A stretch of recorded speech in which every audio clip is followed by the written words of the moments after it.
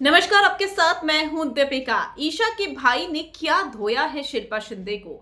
और भाई हो तो ऐसा हो जो कि बहन के लिए हर हाल में खड़ा हो। जब सारे के सारे मीडिया सपोर्टर्स सब खिलाफ हों तब एक भाई होता है जो कि आपके लिए खड़ा होता है। ईशा भी देख रही थी अपने भाई को लड़ते हुए बातों से और कैसे उन्होंने शिल्पा शिंदे को करारा जवाब दिया। ऐसा भाई हर बहन डिजर्व भी करती है जो कि अपनी भाई को बहन को डिफेंड करने के लिए सब कुछ जोर लगा दे।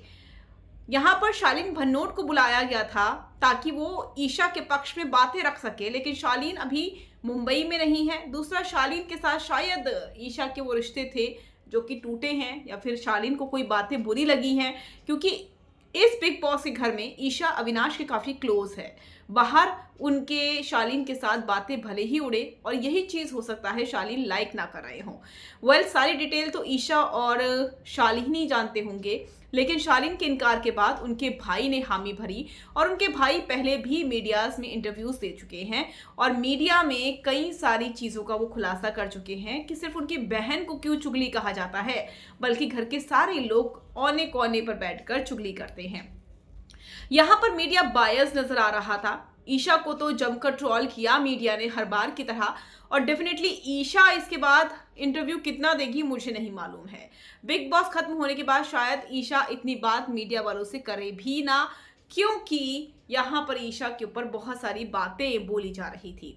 लेकिन यहाँ पर जिस तरीके से भाई शिल्पा शिंदे के खिलाफ खड़े हुए वो काफी ज्यादा मजेदार था। शिल्पा शिंदे लगातार मजाक उड़ा रही थी ईशा सिंह का, और ये कह रही थी घर जाएगी ऐसी लड़की क्या करेगी। जब उनके भाई ने बोला कि एक लड़की क्या करेगी, अपने व्यू और पॉइंट देती है तो गलत है, कुछ बोले तो गलत है। ईशा की प्रायोरिटी लिस्ट जो है वो क्लियर है। अगर वो अविनाश के साथ फिर भी रह रही है सब कुछ सुनने के बाद, तो आप कहेंगे कि ये क्यों साथ में है। अगर उसके विरोध में जाएगी तो आप कहेंगे कि देखो उसके विरोध में चली गई है। मतलब बेसिकली आपकी सोच में प्रॉब्लम है। ये ईशा के भाई ने कहा तो एक लड़की करे तो करे क्या। तो शिल्पा ने कहा कि घर जाइए।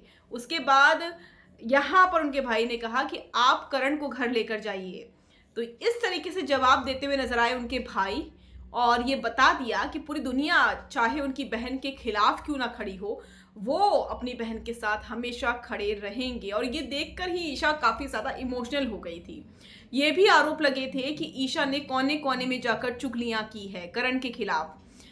उनके भाई का ये कहना था कि घर में किसने चुगली नहीं करी है, सबने करी है, लेकिन बदनाम जो हुई है वो सबसे ज़्यादा ईशा हुई है, क्योंकि ईशा ने गेम खेला है और इस घर में सभी गेम खेलने के लिए तो आए थे।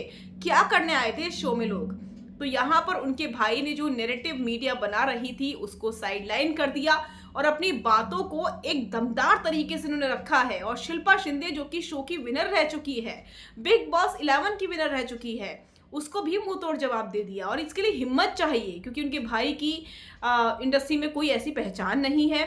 उनके भाई क्या करते हैं मैं ये भी नहीं जानती हूँ, लेकिन एक विनर को अगर आप सुना देते हैं, ये अपने आप में बड़ी बात है कि कैसे आप फेक नैरेटिव फैला रहे हैं।